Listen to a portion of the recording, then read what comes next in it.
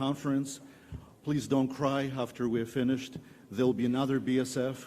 There'll be another chance for all of us to meet and discuss these issues.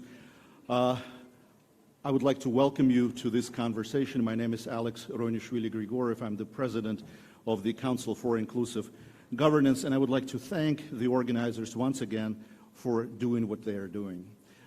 It's a privilege to be here, and it's really a great thing to cooperate with BSF once again in organizing this panel. Before I start here, I would like to start there, over here. I've been resisting for many, many years using Facebook. And now my 5.5-year-old entered school. And apparently the way they communicate with parents is through Facebook. And I had to finally surrender and give up. And my goodness, I discovered the world I never knew. Very interesting, just as complicated as the real world. And sometimes as brutal as the real world. But I also have learned some tricks that world has and the real world doesn't. And apparently I'm not the only one. One day I was dropping my daughter off at school, and I was listening to NPR, National Public Radio, and one of my favorite commentators, she was making the same points, only much better than I'm making right now. So I would like to see in the audience, could you give me a show of hands?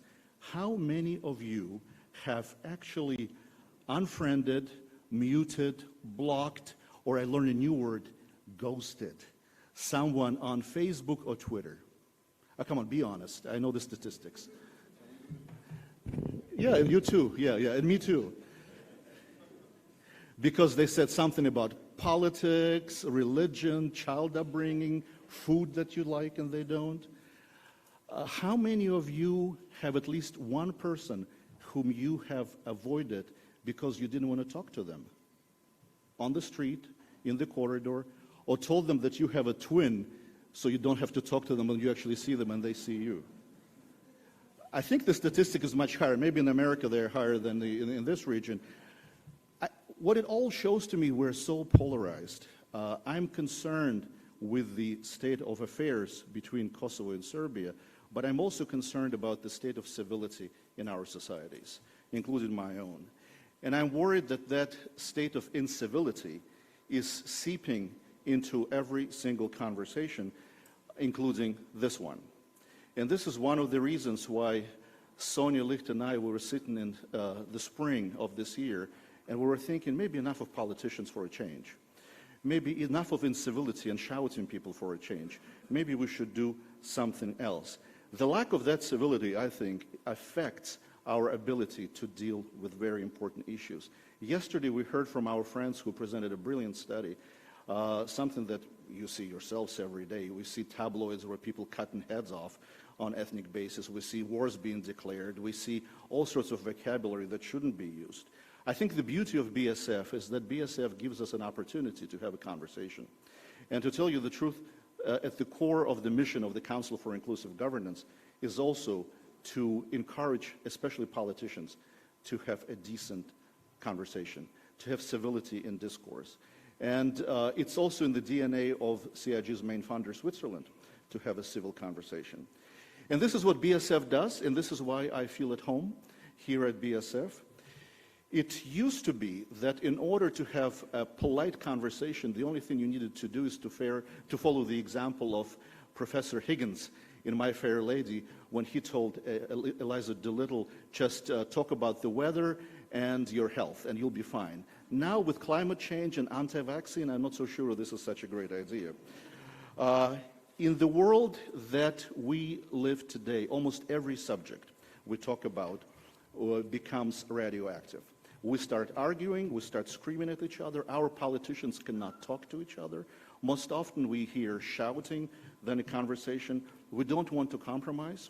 And we have the conversations when we don't listen. If we listen to reply rather than to understand. Because it takes an effort, it takes energy to understand and to listen. We encourage conversations, both CIG and BSF, and this is why you have this group of people in front of you. These people have impressed me over the years because of their ability to have a conversation, to have a conversation even when they disagree on a very difficult subject. And these people always leave me inspired and energized after their conversations. And this is why we ask them to come here and have this conversation in front of you. Our inspiration team, I hope they'll inspire you today, is Agon Malici, who is an analyst and columnist and also the chair of the board of Zbanker in Pristina, Milica Andrić-Rakić. And I think this is a historic, she told me I can do that. I think it's a historic. Milica is not alone. There is a little Mara inside who is due in 3 months. So we have actually a perfect gender balance, 3 girls and 3 boys on the stage. Milica is, so yes, you can do it. You can do that. Milica is a well-known analyst and also journalist for Kosovo in North Mitrovica in Kosovo, probably one of the most important media sources in Serbian language in Kosovo. Una Hajdari is an international well-known journalist who writes for many newspapers and magazines of record, also based in Pristina, but more often she's based somewhere else, like Eastern Ukraine or some other nice place. And last but certainly not least, Stefan Surlic works at the Faculty of Political Science here in Belgrade and is also a well-known analyst on the issues that we're discussing. Another thing about this panel, for the first time, we have a panel where everyone comes from Kosovo, apart from me. So with this introduction, I would like to start the conversation. And my first question might sound a little bit naive, maybe a little bit off the cuff, but let's suppose Kurti succeeds in forming the government. There are also, you hear also of ifs, buts, and so on and so forth. But let's suppose he succeeds and he forms the new Kosovo government. So how will we get to the first Kurti-Vučić meeting, and how do you see it? So this is the first question to my panelists. What does the first Kurti-Vučić meeting look like, and how do we get there? Let's just go one by one. Agon, you can start, and then we'll go. How does it look like? Kurti-Vučić. Hasn't happened before. Oh, okay. Is it on or? Yeah, you just start talking, then I know what to do. Okay, thanks for throwing the big bomb right at the start. It's hard to see it happening right now. It really is. Because I really feel that this government creation process will take some time. And then we will have this, phase where Serbia will go into an election kind of process. So I feel that the dialogue is going to move from this state of sort of stalemate that it has been in for the past year into a state of deterioration, I think. Because I don't see, for that meeting to happen, I don't see any of the important drivers sort of pushing for it, the international community or the international factors have been sort of, the EU has lost all credibility as, it was losing its credibility as a mediator in the Kosovo dialogue, but with the continuous signals it has sent over the past few years, and especially after yesterday with North Macedonia and Albania, the EU has lost all credibility in the region to sort of, to be that driver. The US is coming in with an offensive on this issue, but it's unclear yet. Like what with 2 envoys, but it's still unclear. The messages are coming differently. What we're used to, for things to happen in the Balkans, we were used to the West being united and speaking with one voice, and with now mixed or different messages coming to different actors.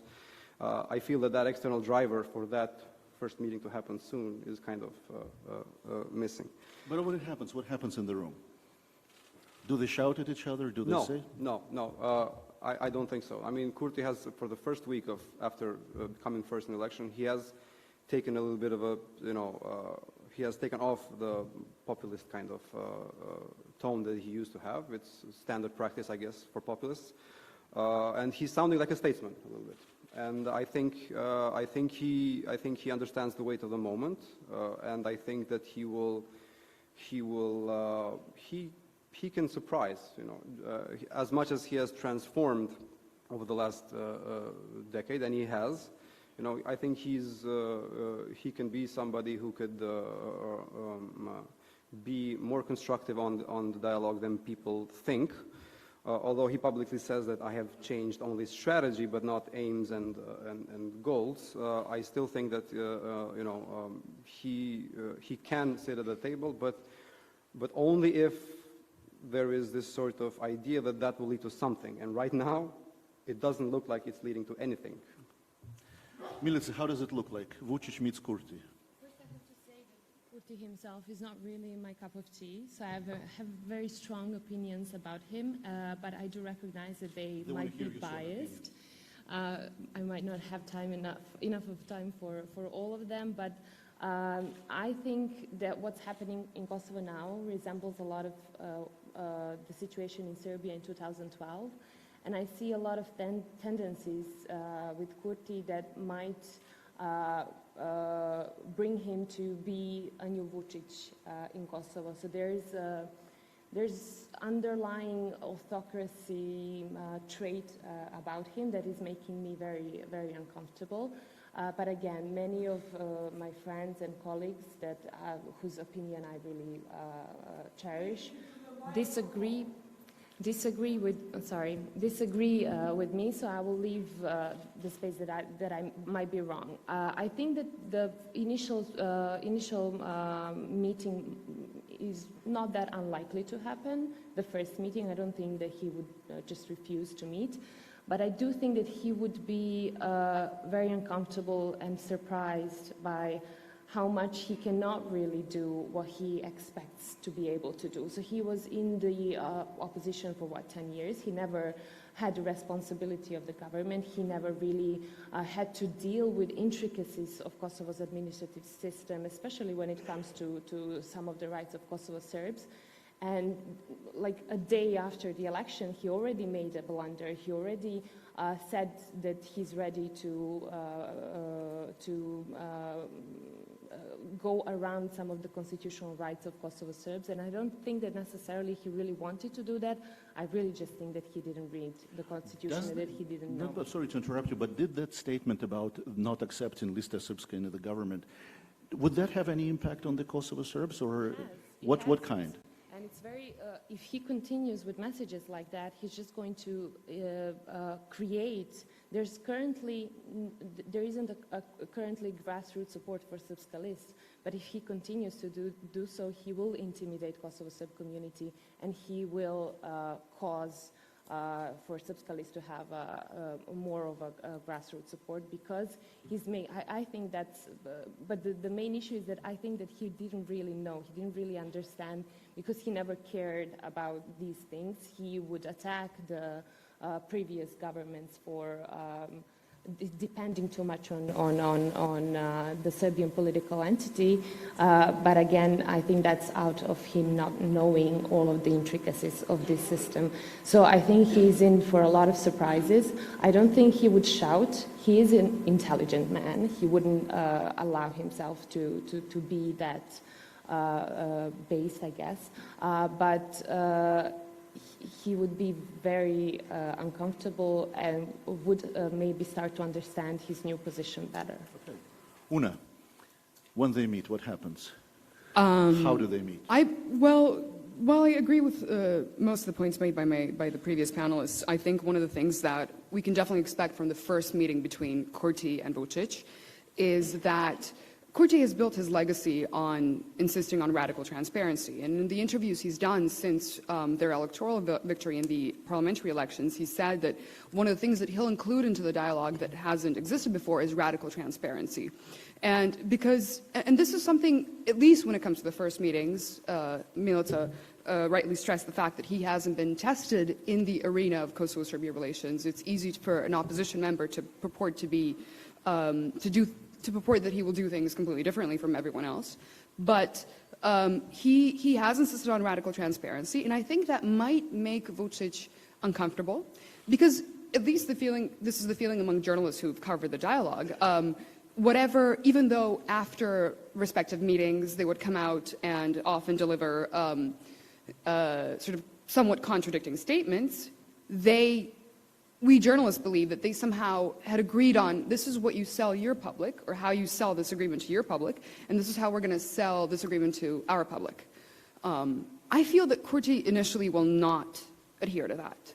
And that we can, I don't know exactly how that'll affect the dialogue, but I think that we can initially expect that he will be very, very blunt in relaying what happened in these meetings behind closed doors. And whether or not this will, persist throughout the whole dialogue whenever it starts again, I agree with Agon's point that this is not going to happen very soon, but it might even change the approach of the EU to the dialogue, because if you have one of the parties in the dialogue talking about all of the, let's say, not underhand or under the table deals, but ones that they would probably have liked not to publicize right away, I feel that could change sort of the spirit of the dialogue in general.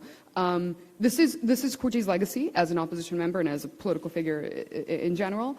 And I, for one, as a journalist, look forward to understanding and knowing more about what actually happens at these meetings.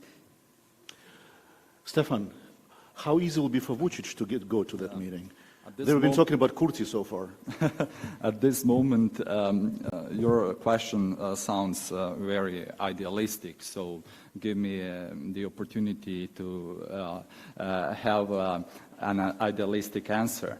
I believe that their meeting will open the new framework of the negotiation process, and that they will say that normalization, reconciliation, understanding, dealing with the past are our societal and national interests. Also, I hope that they will stop excusing themselves for talking to the other side because that's what the EU or the US partners wants them to do. I think that we are in an absurd situation when Vučić meets Tači or Kurti in the future. That is act of patriotism. When I meet Agon, that is an act of betrayal. If Serbian list participates in the Kosovo election for the Kosovo's parliament, then that is act of patriotism and in accordance with Serbian national interests.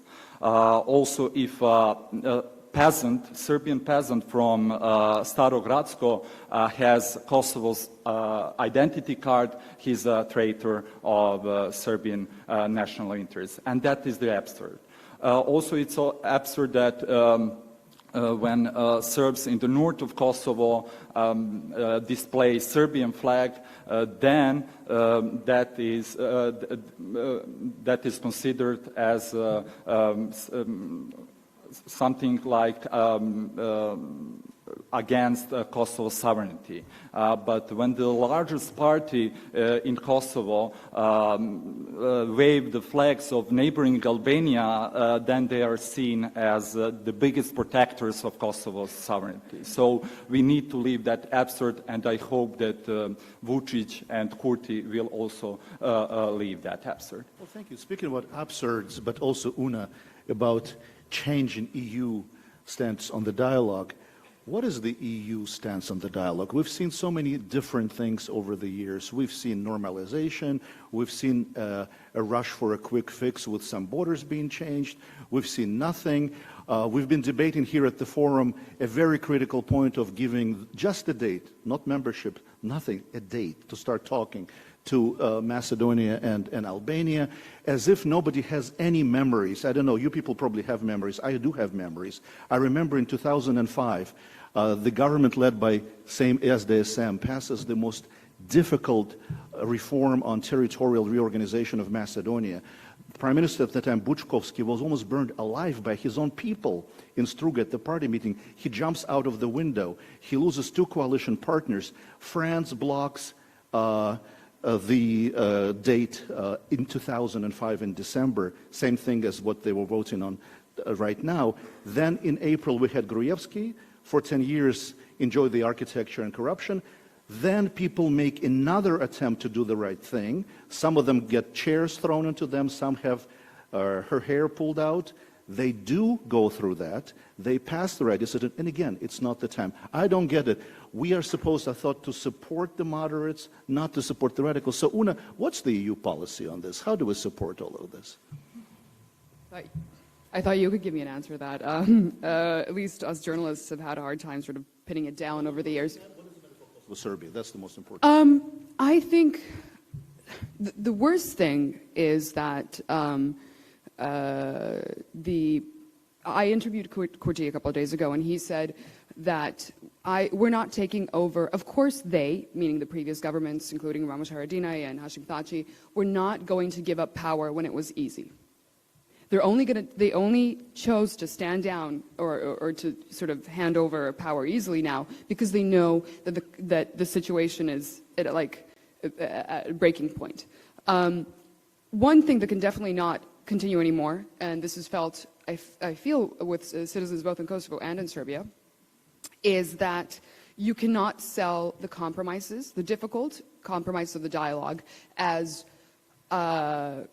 strive for achieving some overarching universal EU values. You can't go out after a meeting and say, this is because we will be accepted into the EU as part of a family of equals. Nobody's going to buy this in Kosovo or Serbia anymore.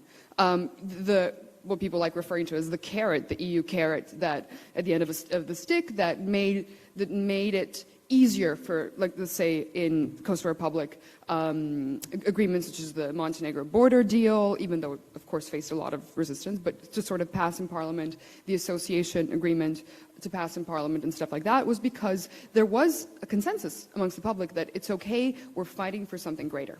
And this isn't only because of the internal sort of disharmony in the EU and Brexit and everything else that's going on. It's also because too few promises were fulfilled when it comes to Kosovo. We know that Serbia has already gone much more ahead in terms of the becoming in its accession talks, but Kosovo has gotten so little over the years in terms of actual progress on this path, or a final confirmation of the statehood. One of the carrots that was mentioned over all these years was the fact that if Kosovo participates in the dialogue, it'll be the EU will find a way to not force, but to make.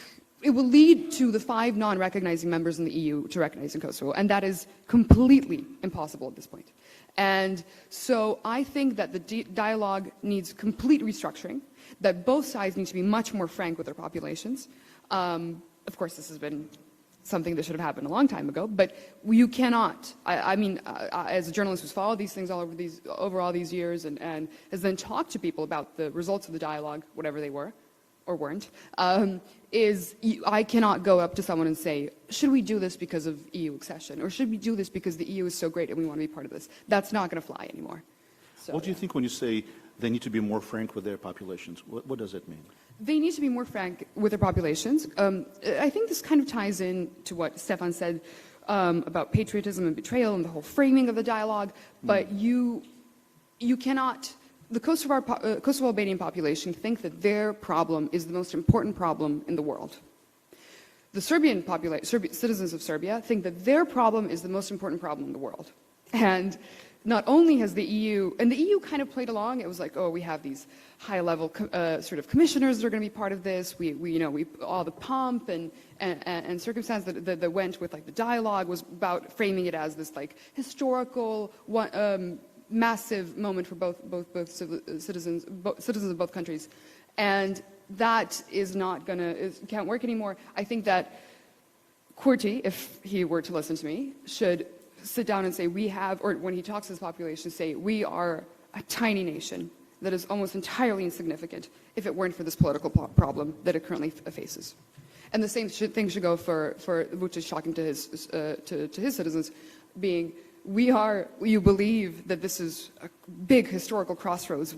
Serbia, between the East and the West, and having all these supporters and people who are part of the dialogue, have stances on the dialogue. That's not it. You have part of the EU, a very important country in the EU, leaving the EU. You have it barely being able to deal with situations on its borders, like Ukraine. And once citizens are actually talked to like adults, and said, we have to do this because everything else will make it much harder and much worse for us. And just to dovetail, thank you so much, to this, what you just said, there's also a debate whether the talks should be secret, not secret, transparent, not transparent. And most of the diplomats are telling you, what is transparent? Nobody negotiates in a transparent manner. Have you heard of Facebook? I heard of Facebook. In this day and age, when you can read everything on Twitter, everything on Facebook, the information goes so fast. You cannot be fully not transparent. And you certainly cannot do what has been happening so far, tell one thing to the public, but do completely different thing behind the closed doors. Stefan, why haven't we succeeded so far? I think that the previous dialogue failed because it was not defined what the main purpose of the dialogue was. Both sides interpreted normalization in a completely different way. Also, so-called constructive ambiguity led to the counter effect. Because you cannot normalize relations when one side talking about borders and the other about so-called administrative crossings, or one side about community and the other about association of Serbian municipalities.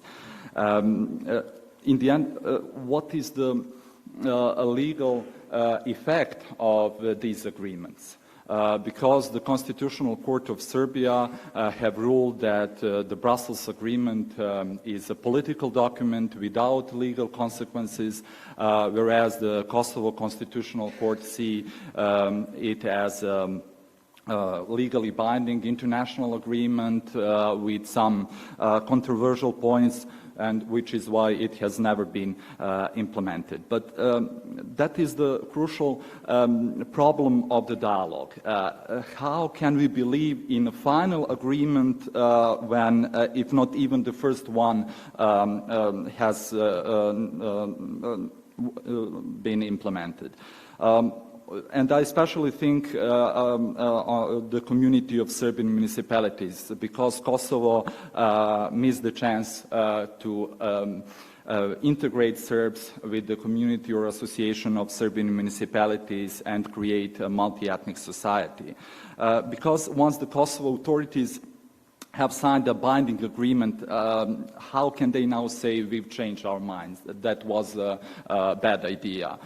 Just imagine the consequences that Serbia's position, we've changed our minds about integrating Serbs in the north of Kosovo into the institutions of Kosovo would cause. Simply, who can guarantee that any agreement will be enforced in the future upon signature when there are no international sanctions for non-compliance? And I think that we need in some new framework of the dialogue concrete international sanctions. So just to underline, I think that the dialogue failed because the goal was not clearly defined. Not all provisions of the agreement have been respected and legally enforced, and no international penalty has been established for failing to implement the agreement. Is that how you see it too? Well, I think maybe the goal was not clearly defined, but I think the intention was clear, and that's why what happened yesterday, or what's happening at EU level in relation to the Western Balkans is fundamentally critical, is that the dialogue was placed at the EU turned into a peace-building instrument. It was the key anchor to make this work. The accession promise was the key anchor to make this work because it would, give something to Serbia, because the expectation was that, at least in Serbia, that Serbia needs to get something for Kosovo's recognition, while at the same time keeping Kosovo, consolidating Kosovo's statehood, and preserving its unitary state, which is guaranteed by Ahtisaari framework.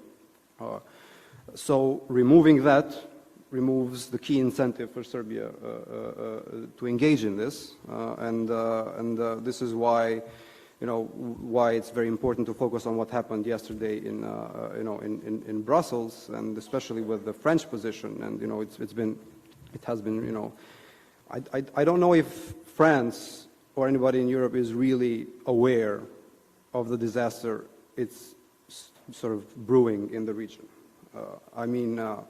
I know you said that this should not be a shouting match between us, so I'll channel all of that energy into pessimism and depression towards our foreign actors. But politely. But polite, no. I don't know if it's polite to say that Emmanuel Macron yesterday, although he's trying to position himself as this big European geopolitical player, for us in the Balkans, he sounds like the European Trump. With that sort of dismissive, sort of not even second category. Okay, Poland and those Eastern European, Central Europe is kind of like the second tier, and the Balkans are now third tier. So it removes the incentive for Vučić to engage. It changes the calculus of how the entire region thinks. The lack of a credible EU accession perspective is sort of brings to idea. Especially now it involves Albania as well.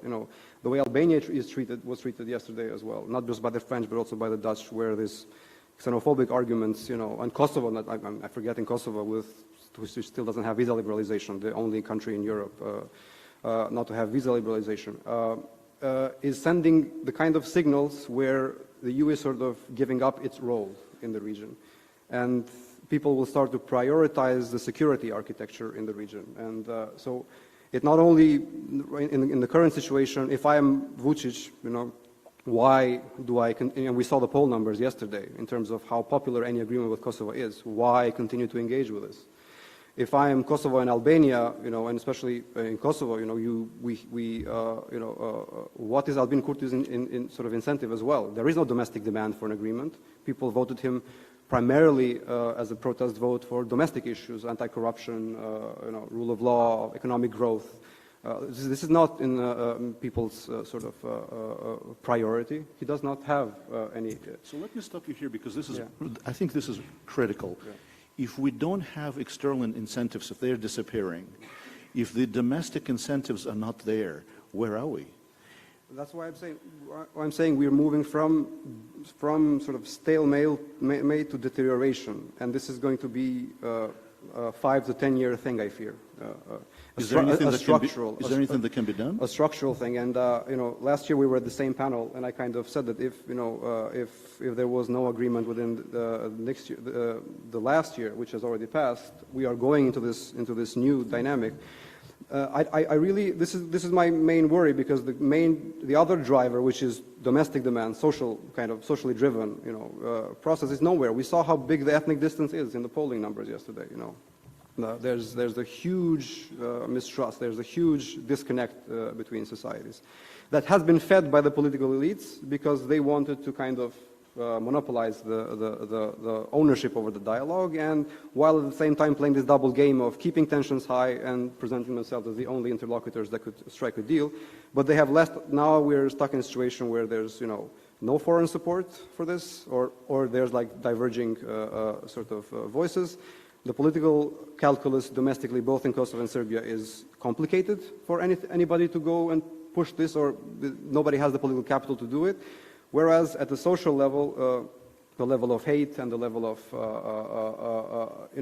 I think the key message should be for people in the region, we have externalized for the past decade a lot of responsibility I'm doing a little bit of that here today, but more out of sort of real fears.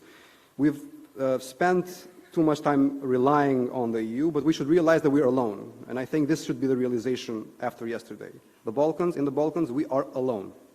We should find ways at the social level to start to begin with, start finding some sort of domestic solutions to the regional problems, and stop relying on Berlin, on Paris, on Brussels, on DC, and start coming up with grassroots solutions, because we are coming into a very dangerous territory from a security perspective, where, now I hear this talk, well, maybe we can replace the EU accession membership with some sort of European promise to a European economic area. It does not have the same pull. It does not have the same symbolic power. It could be useful. It could be good because the economic component is very important, but, it will, with all these authoritarian influences, really thriving in this environment, we are in really dangerous territory, and we need to come up with some sort of regionally based solutions, that prevent the situation from deteriorating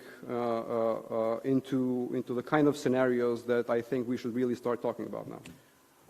Milica, are we really alone? We have this very active French-German effort to restart the dialogue. We have never had two envoys. We have two American envoys. We probably will have very soon an EU envoy, unless Borrell will decide to deal with this like Mogherini has. Are we really alone? Or what all this activity means for the process? Well, as English speakers would say, too many cooks spoil a broth, and that's also my position here. I feel like we could see that at a panel yesterday. You have now external factors that are more vocal about what they want from the dialogue. Unfortunately, their requests towards the negotiating parties are often mutually exclusive. So it's going to be hard enough for Vučić and presumably Kurti to get the internal political consensus on what it is to be done with the dialogue and how this agreement should look like. But now they also have to face the requests from external factors. And for example, Kurti is going to be pulled to two sides. One is what seems to be Germany's position, who is very explicit on what they don't want to see from the agreement. So we don't want border change, but are vague as to how the parties should get there. So they're not really, they just know what they don't want. And then you have Americans who are very explicit about what they want. They want mutual recognition, but are more flexible to how the parties get to that. So it's, and then you have Vučić, who is going to have also Germans and the US, and in addition Russia, who is telling him, no, the resolution 1244 should be the framework. And then the Brits are also somewhere there trying to set up their own parameters. All of these actors don't have immediate interest into two nations relations, but they are still trying to make this box and say, okay, you can make an agreement, you should make an agreement, but within this box.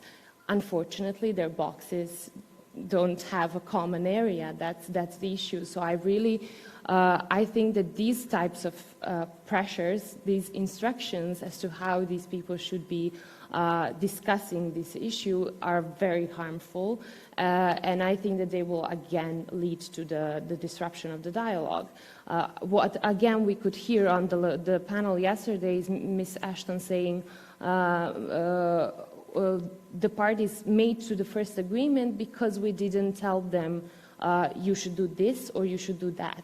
So that first incentive was obviously positive. It made the parties sit on the table and discuss, but at one point you have to back off and show some respect of those negotiators. It's like they're treating them as children. They are telling them, yes, you should agree. We all want you to agree. Especially the Americans would say there's a sense of urgency, there's a narrow window of opportunity, all those things I've heard Americans say. So they want to rush the agreement, but want to rush them under their own conditions. So they say you negotiators should decide what to do as soon as possible, but just don't decide this. That's not okay. You are showing that you don't trust these people. In Germany as well, they would say, don't make an agreement that's going to destabilize the region. Okay, that's a valid request, but if these negotiators that you have are showing you that they might get to an agreement that is going to destabilize the region, then why even push them to negotiate? They're obviously not fitting some sort of standards that EU has or expects from them.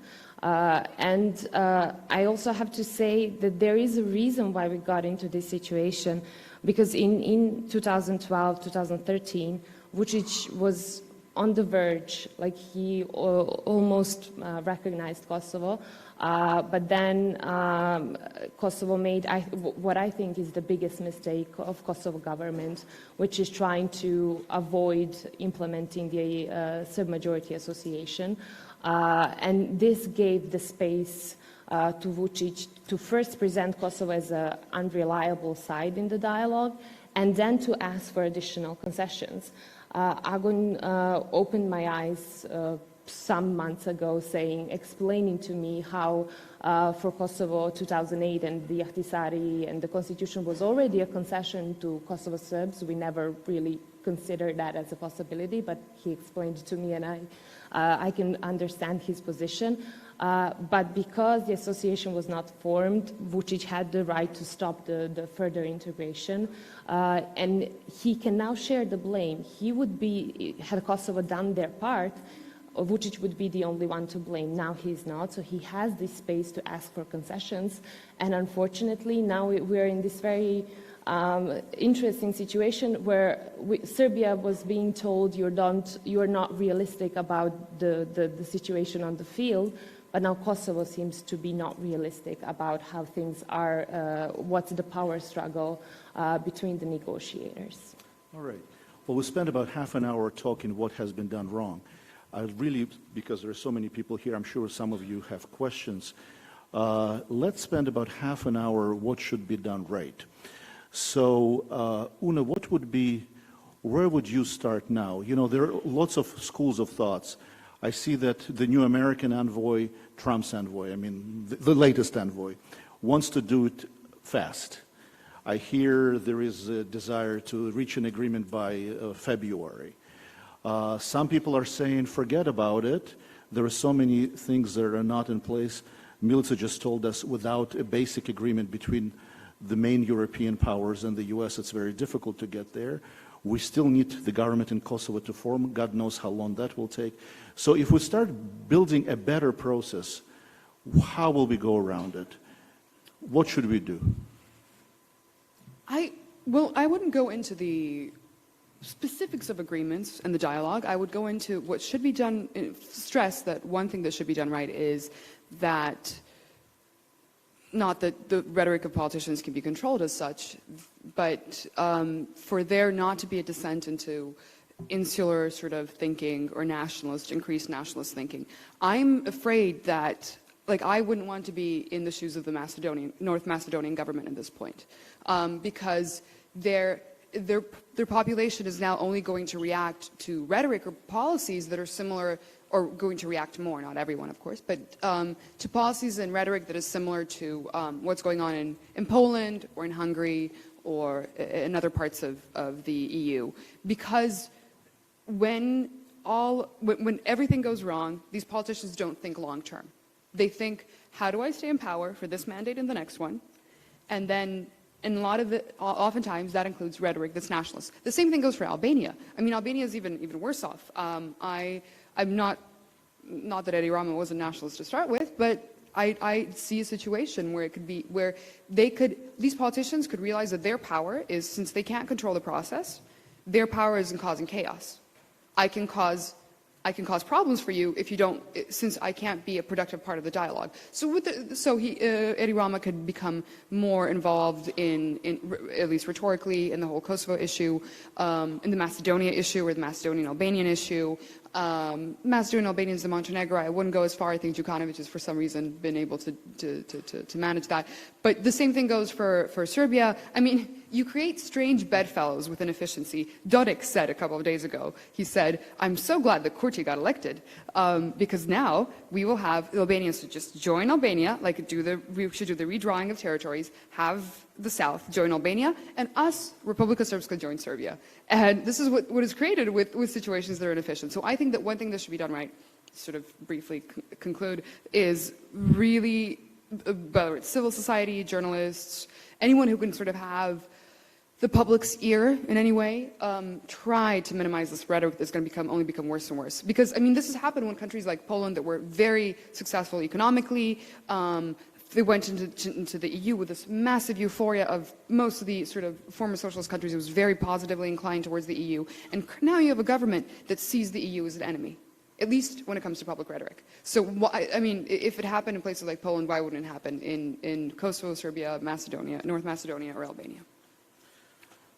Stefan, the new high rep is going to start traveling. No, wait a second. The new high rep will start traveling.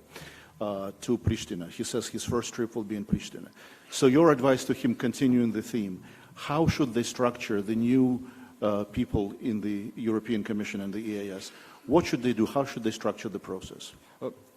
First, I would like to highlight that we need to rescue the Belgrade-Pristina relations and the Kosovo issue from the EU framework and the framework of EU membership perspective.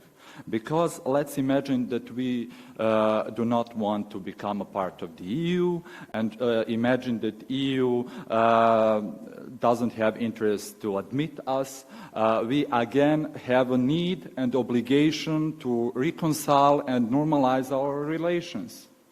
And I think that is the main goal. That is national and societal goal of both societies, Kosovo and Serbian, to communicate, to have good examples of cooperation. With or without EU, maybe my story is too idealistic, but despite the fact that we do not have open door for the full EU membership, we have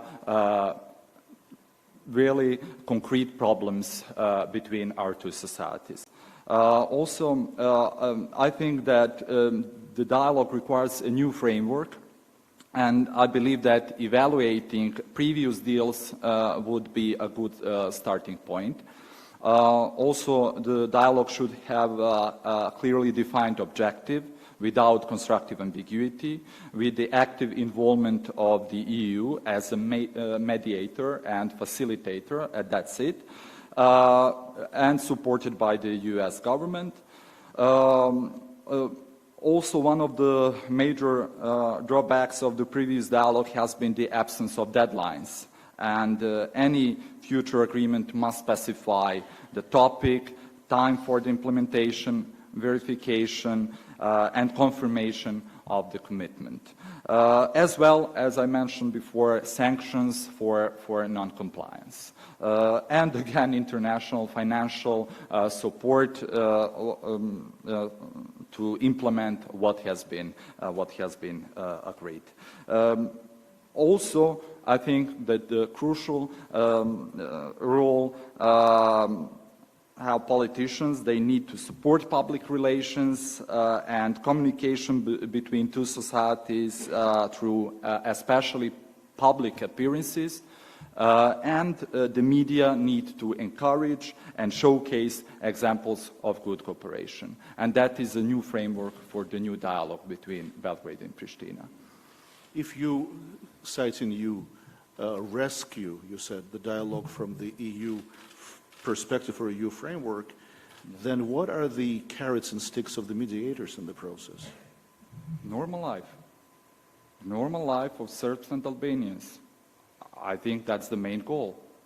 And we are in a permanent limbo. We are living a limbo, and we are in permanent post-conflict management. And if we wanted to finish a state-building process of Serbia and Kosovo, we need to achieve concrete, legally binding, comprehensive agreement. And that is the carrot, normal life of people. What is the incentive for the leaders to do that? For the leaders, to change completely the framework and the atmosphere. That shaking hands and communication with the other side is not the act of betrayal. Agon, how do you see all of this, the possible new process? I mean, Borrell can come in Pristina, but I don't see anything could happen from that. You know, the EU has no leverage. Borrell has no leverage, and the EU has sort of lost all of its weight in this process. If there is anything that could happen in the next year, that might come more from the U.S. initiative. But even there, it's a bit difficult to read, you know, what actually the incentives would be. You know, we're not joining the U.S. Well, we heard some Kosovars would want to, but we heard it. That's important. Let me just pause here. I think because it's important. We heard in the media that the incentives will be economic. We hear that big American transnational companies will come, sprinkle billions of dollars here. So would that work or not? We'll have to see first. You know, it's very unclear. You know, and especially like the speed with which they want to do this is a bit, makes me a bit skeptical. And while I agree with Stefan that, we do obviously have a clear interest to resolving this just, without any of these external kind of dynamics, we have to resolve it for our own sake. With this political elite, I don't see it happening. So I think that currently the kind of leaderships that are in place will lead to further, deterioration and distancing, because there is no, they will think about power, they will think about what the voters want, and voters do not want an agreement. Or at least on neither side, there is popular support for anything, any kind of compromise. On Kosovo side, Milica mentioned, for Kosovars, we believe that we gave our compromise in 2008, and we left it to the international supporters of our Declaration of Independence to resolve the remaining part with Serbia. And now it's going to be incredibly difficult, especially for someone like Kurti, to move and to make any substantial other compromise. I'd like to touch upon something that Una mentioned. The EU has been pushing this ball with Macedonia and Albania for a while, and it's been, what people are reading, what's happening with Macedonia, that's kind of like a proxy indicator for others in the region. Like they're trying to figure out, is this Franco-German disagreement about accession going to be resolved or not? And I think over the next few months, what will be critical is to get some sort of signal from European capitals. How do they view the future of this region? Do we start a new kind of, this is now beyond Kosovo and Serbia. We're moving into a point where this is beyond Kosovo and Serbia. And if there is no clarity, if there is no other credible process in place, then that's why I said the security architecture will take priority. Political elites will, revert a little bit to nationalism. I agree with Una's assessment. Kosovo and Albania will continue. I think there will be continuous movement towards some sort of, in the next couple of years, some sort of confederation kind of approach between the two countries. I mean, Albin Kurti is, for the past 2 decades or more, he's the main proponent of unification with Albania. With Albania not seeing any EU accession perspective, it too could sort of move in that direction. So imagine that scenario, and then how that reflects into Serbia and into Bosnia. So I think this is the kind of moment we are entering now, and that's why I said I don't know if Macron is aware while he's doing these big geopolitical plays, what is he causing right here in the middle of Europe. I mean, I'd like to say middle of Europe, not even backyard. This is Europe. I think we're entering that phase, and that's why, with so many variables in play, it's so difficult to predict what will happen.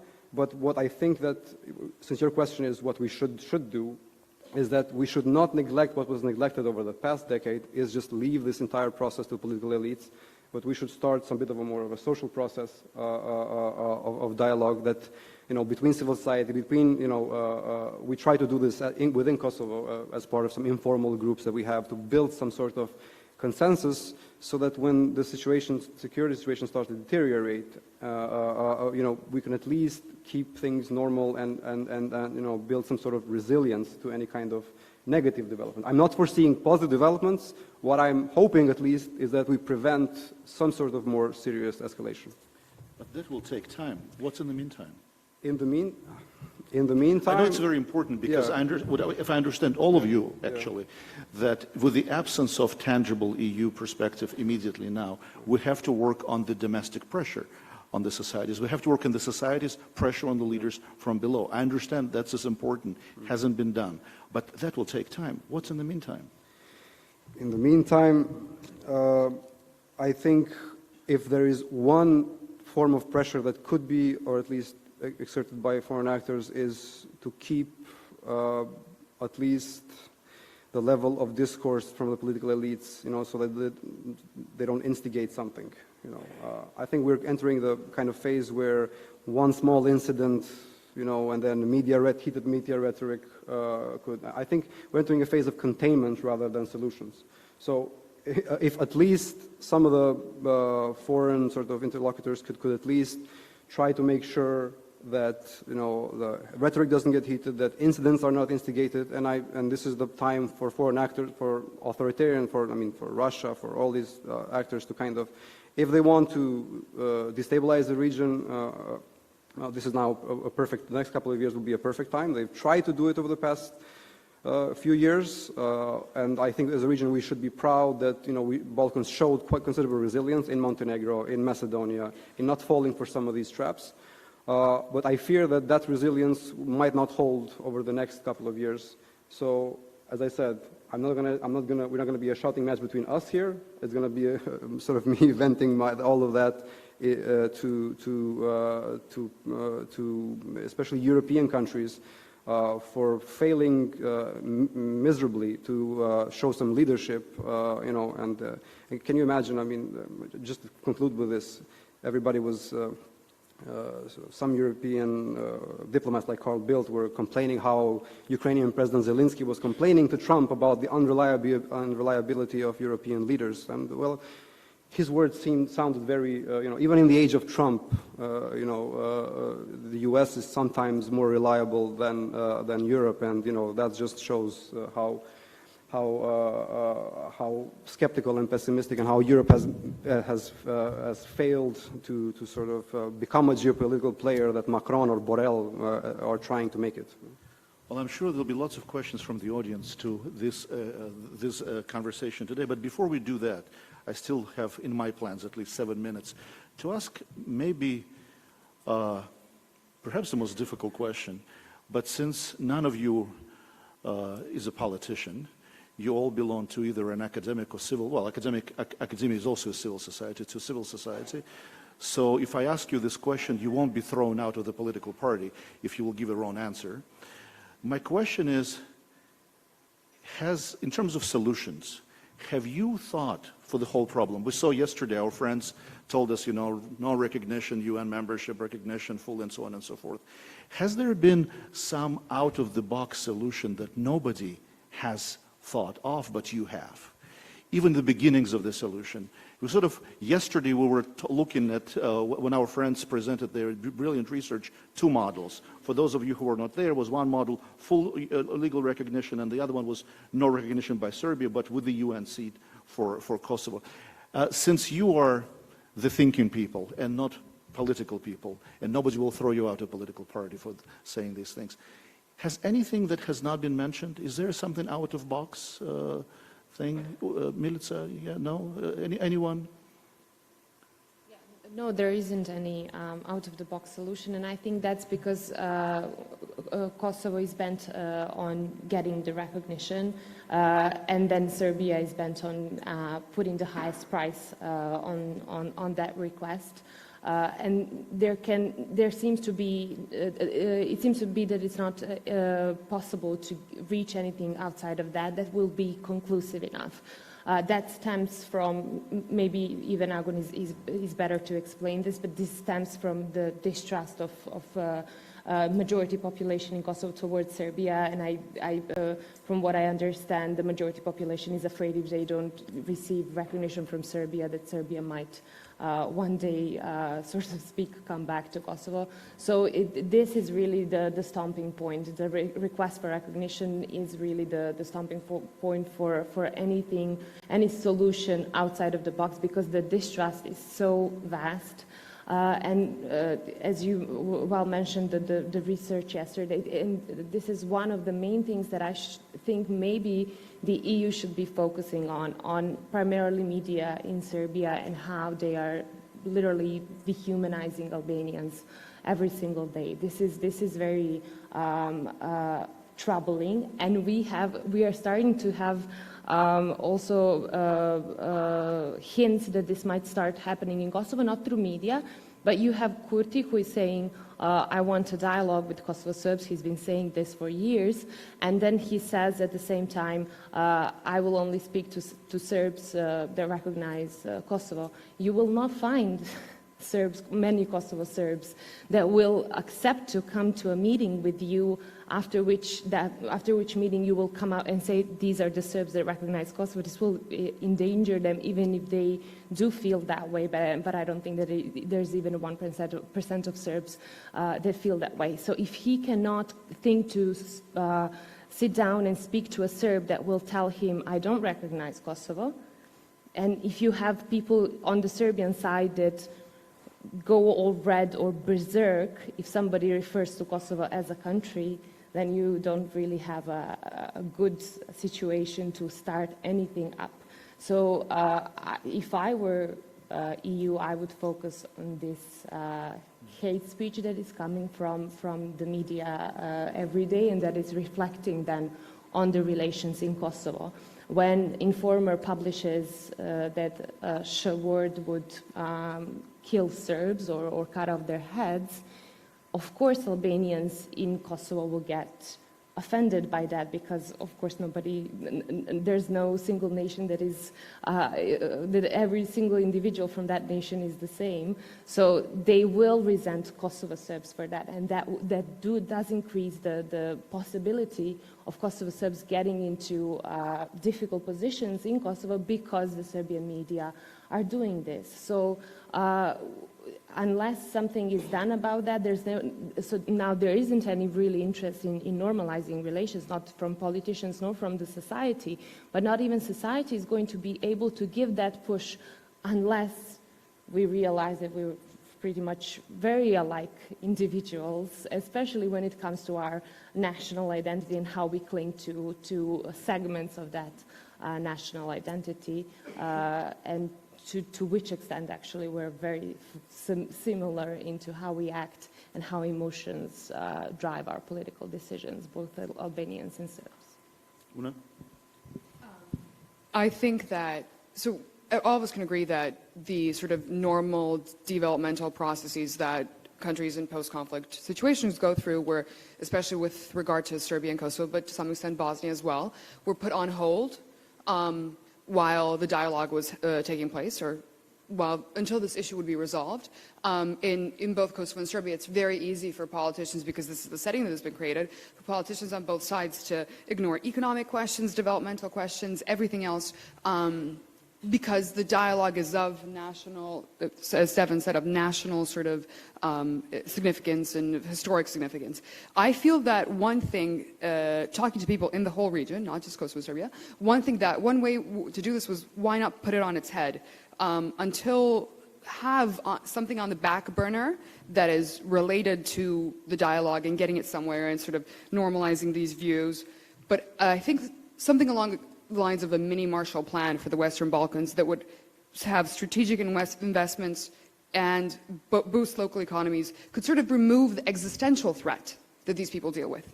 Because when you remove the fear, because nationalism is paired with an existential threat. I feel that my existence is threatened, which includes my financial existence, my existence in society, my basic human rights, are threatened by another population group.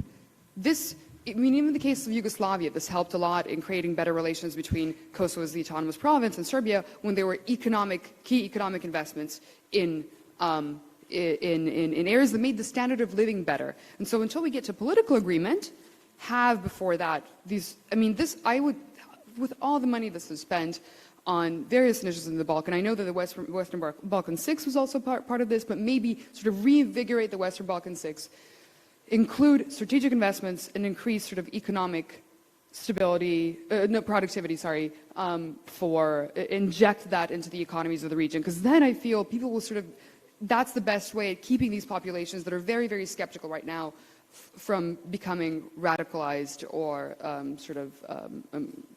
escalating tensions. All right, well, we have half an hour left, and I would like to get some questions from the audience, so you feel you didn't come here for nothing. Please identify yourself. Do not make speeches. Ask a question. Tell us what the panelists should explore further. If you want to make a speech, write a blog, organize your own panel, but identify yourself and keep it to 1 minute. I have one hand here so far, and then another over there. It will take 3 questions, and then we'll go take another round. Please. Nemanja Jovanović from Gračanica. Just a question for all the panel members, and I don't want to steal your job, Alex. You always knew how to intrigue the members of the panel, but I want to throw in another question. What they think about another combination, LDK, PDK, and all others that may lead toward the agreement? Okay. I saw one hand right here in the middle. We need a mic there. Please stand up so they can see you easier. Hi, I'm Michael Colburn. I'm a journalist. My question for the panel is, I am a journalist who has worked in both Ukraine and here in the Western Balkans, and I've been struck by the number, how similar some of the challenges that political leaders face in both environments. That being said, I find that, especially as somebody who's done more work in Ukraine than here, to be honest, that there is it's almost like the two environments, the two worlds are completely walled off. But I think there is an opportunity to learn from each other in both environments. So I'm wondering, from those from the panel who are familiar with Ukraine, the ongoing war in Ukraine, and just Ukraine in general, is there anything from the ongoing Ukrainian experience that could apply to the dialogue process today? And I saw one hand over here. Please stand up so they can see you, people with the mics. And then we'll take another round after we address this one, please. Thank you. My name is Adam. I'm a student from Faculty of Security Studies here in Belgrade. And I have a question for any of the panelists who would like to answer it. And the question relates to possible unification of Kosovo Albania that was mentioned. There is support of it in Kosovo. And if it was to happen, what kind of effect would it have on Serbia and possibly Bosnia and the region? Thank you. Thank you. Agon, so a different combination, not Kurti, Vifandosi, LDK, but a combination of LDK, PDK, and everyone else, so without Kurti. I mean, what does that mean? Theoretically, it's possible, but politically, it's rather explosive, I would say, because for anybody to try to engineer something like that, there had to be some goddamn certainty that there would be a deal and some goddamn certainty that that deal would be good for Kosovo. Because then having Albin Kurti thrown into opposition after what is perceived as a win, together with Ramush Haradinaj also in opposition, would be a very destabilizing scenario. And I would suggest that whoever is thinking in those terms, Albin Kurti has won a mandate in clear rules that were set between LDK and Vendosi that whoever comes in first gets to become prime minister. So the rules of the game were clear before, and any attempts to sort of subvert that will be very destabilizing. Why? Because I think they will ignite, if the idea is to then reach an agreement, they would create a very powerful, and I really think Albin Kurti will come back from this even stronger. And secondly, because Vendosi has a lot of power now, because of the way Kosovo system works, they could prolong the creation of the parliament. They have ways to postponing this or sort of blocking anything for the next. Just like PDK did last time. Last for 4 time, months, so yeah. 4 or 5 months, they have a lot of blocking power. So it's not that they can just do that right away. But fundamentally, I think it will be a very undemocratic and very, but also politically a wrong move, especially in light that it's not like the other variables are, aligned and that the deal, is there. So I would think that would be just a huge political adventure. Do I answer some of the other questions, or? Well, I think Una is the best position to answer the second question, and then we'll come back to the others. Ukraine, lessons learned. Are there any lessons here? Are there lessons from here to there? I mean, this goes both ways.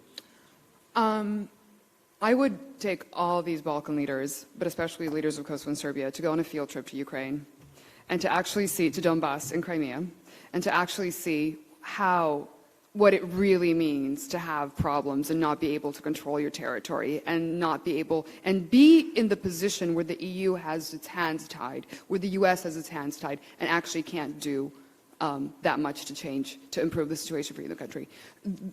Kosovo,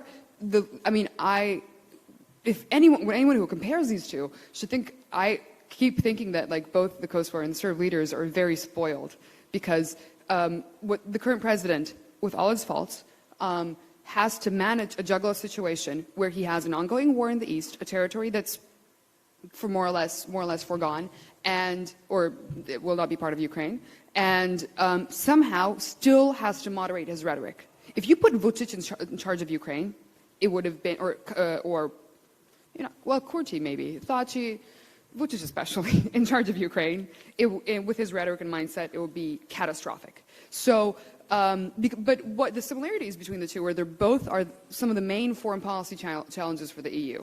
This is in Ukraine and in the Western Balkans. The EU acts as a foreign policy actor or as a mediator in this regard. I think that a lot can be learned from the fact that Zelensky manages to still go to the front and show his sort of support for the Ukrainian soldiers, but also not use, let's say, the rhetoric of his predecessor, Poroshenko, and use nationalist, sort of very confrontational rhetoric with Russia. He manages to and this is someone who isn't a politician, who's a comedian and an actor. And if he can manage to do it, I feel like these people who've been like in parliaments for ages and ages and ages to do a bit better. But he manages to criticize Putin, but also not inflame tensions as much as, let's say, again, Poroshenko did before him. This is a big one. The other thing is, especially Kosovars, I think Kosovo politicians should go and spend time in Ukraine, because Kosovo effectively, not fully, but effectively has control and presence in the north. It can make people's lives better. It can actually change things. Zelensky doesn't control the areas, the Donbass areas in Donbass, and especially not Crimea. And if they were aware of what actually, because I feel like Kosovo could go towards a Ukraine situation if it doesn't stop doing what it's doing now. Are there good lessons from here for Ukraine? For example, if you think of Georgia and the separatist territories, there people cannot travel, nobody recognizes anybody's documents. Here, everybody travels. Yes, you have to take your license plates on one side, unscrew and put whatever. But the lessons, actually, the Brussels Agreement, we forgot how much that Brussels Agreement has done for all of this. And this is why it was great to see Catherine Ashton here. The Brussels Agreement has done quite a bit. Is there a lesson from here to there? From Kosovo to Ukraine? From Kosovo, Serbia to Ukraine, to Serbia. Georgia, going further east. Strike the iron while it's hot. I think Ukraine should, at the moment we're starting the Normandy talks soon with the Steinmeier formula. A lot of it is actually very, very similar. You have this sort of split control over the territories and the way in which they participate in elections, very similar to things that were put into the Kosovo constitution and part of the Brussels dialogue. And if I were in Zelensky's place, because this is what Kosovo and Serbian leaders thought, like, this is the starting point for our agreement.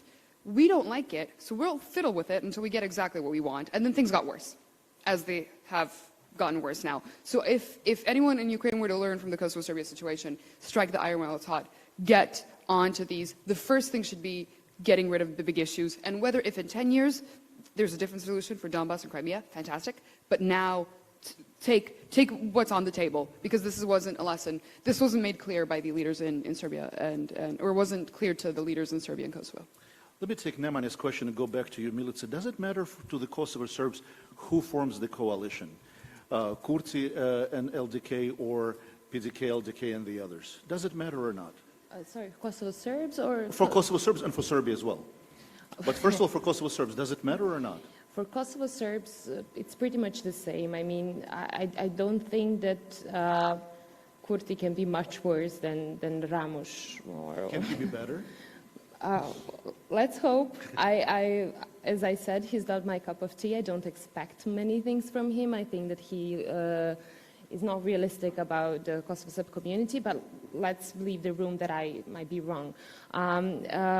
For Serbia and for Srpska it would be much better. The LDK, PDK government would mean that they would be directly in the government, in the coalition government, and that they would have some sway in the assembly as to the Because it will depend on their votes, right? Yes, Okay. because precisely, and for them it would be better. But although I don't see that it brings much of a stronger position for Serbia, it's still going to be the same whether or not they can influence some of the decisions, because when Srpska list is blocking something, it's usually through double majority vote, and that is still going to be there regardless regardless if they are part of a coalition government or not.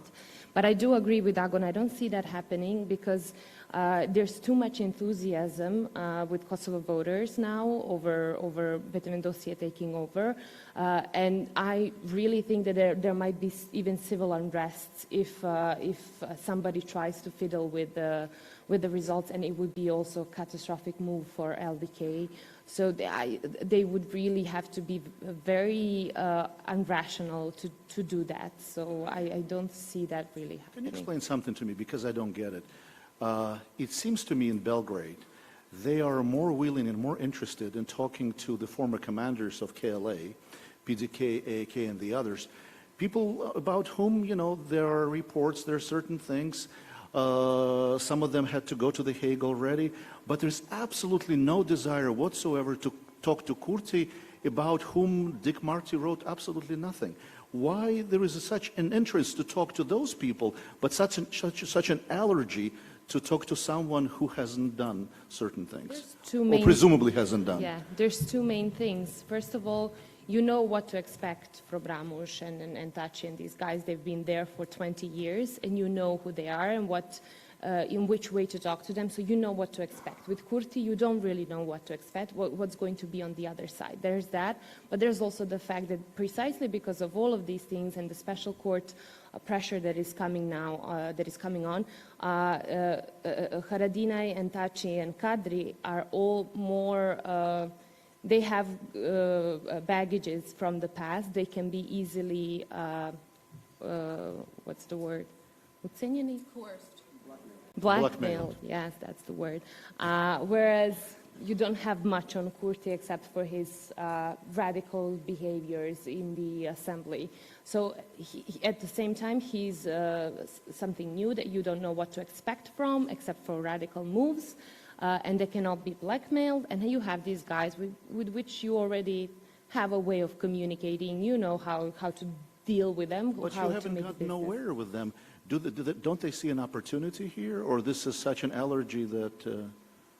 Yeah, and I think it goes both ways, this sort of allergy. I think that the issue with Kurti is that he shows too much how resentful he is over the fact that he was a political prisoner and that something unjust was done to him.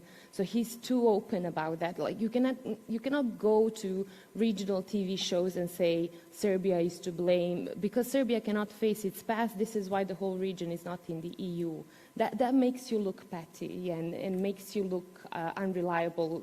I think that they are starting to be afraid that he will try to create a regional anti-Serb alliance, and they're just uncomfortable with this. Any of you want to tackle the issue of unification Albania, Kosovo? Stefan? I will cut the long story. Cut the long story short.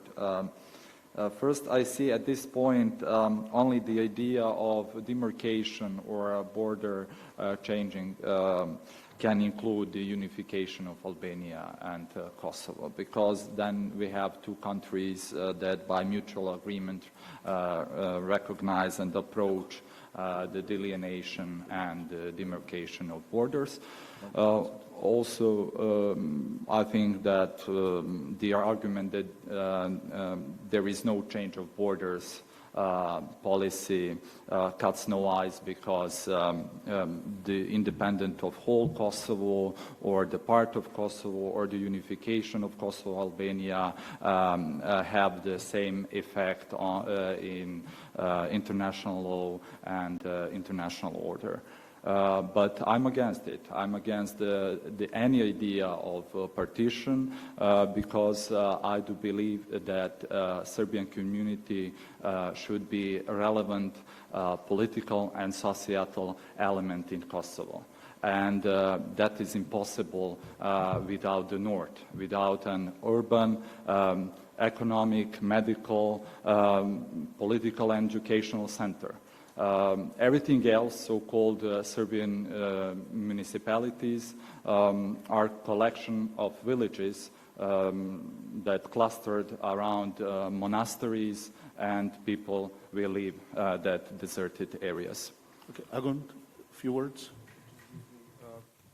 I think Kosovo is increasingly consolidating itself as a state. People within Kosovo are increasingly feeling that, that Kosovo is their state. There's a state identity slowly developing, and whatever relations it might want to enter with Albania, it will enter them as a state. What I'm saying is that these large sort of structural dynamics, external dynamics, especially the security threat, with Serbia increasingly militarizing, with Russia constantly poking at Kosovo's statehood, with this sense of insecurity at bay, Kosovo and Albania might try to, at least at the security dimension, with a lack of any security guarantee, and there's a parallel with Ukraine right there. From Europe especially, Kosovo and Albania might try to intensify the relation, but only as, with Kosovo as being a state, because these are two different political realities, although with a strong sense of unity, like the feeling is there, that this is one nation, but, these are two states. Two more questions. We have 5 minutes. Anyone?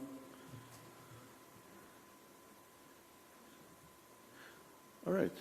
Anything to say before that you didn't say that you wanted to say? I think we covered everything.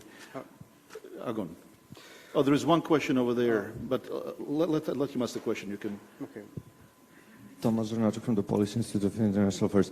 I was waiting with this question to the last round because it doesn't really go straight to the Kosovo issue that we discussed. But you, Una, mentioned that you wouldn't like to be in the shoes of Macedonian government, and you connected that with Poland and Hungary and then translated it somehow on the whole region. Could you please elaborate a little bit on that? Thank you very much. Yeah, sure. So Poland is, I think, is such a great example for what could happen with the Western Balkans, because unlike all other Central and Eastern European countries, the ones that did end up in the EU, it had the euphoric feeling or sense for the EU that we see in the Balkans. Because even, I don't see it in the Czech Republic that much, or in Slovakia, even in Slovenia to some extent, but I do see it in the Western Balkans, where the EU is so highly regarded that it's seen as it truly lives up to the values that or in the minds of these people, that it's seen as to truly represent the values that I think the EU hopes to espouse. And then what happened? And this wasn't even a Poland that was very problematic. It didn't have any outstanding territorial issues. Economically, it was doing well. Yet this country, or the citizens of this country, were still treated and felt like second-class citizens in the EU. And this kept steamrolling, and then you had one government that was central right that kind of thought that it should do this to increase the rights of the citizens, and then do that. And you have then the Law and Justice Party coming into power mainly on their main slogan, even in these elections that happened 2 weeks ago, a week ago, they said, "We will return the dignity of the Polish people." And that resonates with the Western Balkans as well. We will return the dignity of the Serbs, the Albanians, the Macedonians, the Albanians in Albania, the Bosniaks, so many ethnicities, who can name all of them. We will return the dignity to these people. And this is something that the EU is not aware of, that when you, in your insistence for like prolonged or thorough processes, which is, I guess, what Macron was trying to say when France vetoed the Macedonia and Albania decision, you could instigate a situation where the population are like, you know what, we haven't been, this is the Poland logic, but that applies to the Balkans as well. We have, throughout history, we have not been able to rely on anyone. We are the biggest victims, and as such, we will turn insular, like look inwards and focus on what Poland wants first, and then what everyone else wants second. And that, I feel, could be a very likely scenario. Not with this government, but we don't know how SDSM will handle this, but maybe the next government in Macedonia, or the next government, or the current government in Albania as well. And I feel that the same thing goes for Kosovo and Serbia. To conclude, right? Okay. This clock is wrong. I thought we had 10 minutes. Okay, no, just, I think one brief point that I think is really important, since you started off by saying that this is a crowd that also likes to listen to one another and discuss, and to kind of humanize the discussion that sometimes went a lot at the policy level. I feel that what has been really important, and if you want to have that social drive to the dialogue more emphasized, is, we've gone a little bit in the dialogue backwards. We thought that if you leave it to the elites, they'll have the political deal, and then we'll have, after that, more space for that social discussion about the past as well. I feel that by neglecting the past a lot, and this is where I maybe disagree with Milica when she said that, Kurti might sound petty when he talks about the past, is that, there is still that sense and that need, especially in Kosovo, for people to talk about what has happened, because without talking about what has happened, there can be no gates open to build that trust. So without talking about the war crimes, without talking about, and we know this from our own experience in Kosovo, and we discuss, we have these meetings sometimes where we call them sometimes even therapeutic meetings, where even, it's okay to disagree and even express deep anger, because that is transformative, and that is, that opens the gate for a more constructive dialogue. So I really think that we can never have that drive or that social process without a process of, dealing with war crimes, and without openly and frankly talking about them. And I don't see that happening, especially in Serbia, so this idea that, this is an annoyance to talk about this is part of the problem, I just need to clarify. So his statement went, because Serbia didn't reconcile with its own past, the whole region is not integrated into the EU. I think it's petty to blame Serbia for Macedonia not getting into the EU, and I absolutely agree. There should be a space for discussion. I just don't want to go off this panel with somebody thinking that I don't think that the past should be discussed. So the part of blaming Serbia for Bosnia or Macedonia or Albania or Montenegro being in the negotiation status which they are in now, that makes him petty, because that has really nothing to do with Serbia. Well, we have to conclude at some point, and this is the point when we need to conclude. I'm surprised there were no more questions, probably with all these very deep analysis, an analysis that actually makes us think. You made all of these people think, so thank you for doing this. Or you scare them with your don't make speeches. We're going to disappear from the stage. You don't disappear, please stay there. We are asking the organizers to actually come to the stage. 5 of us will disappear. Thank you for your attention. And now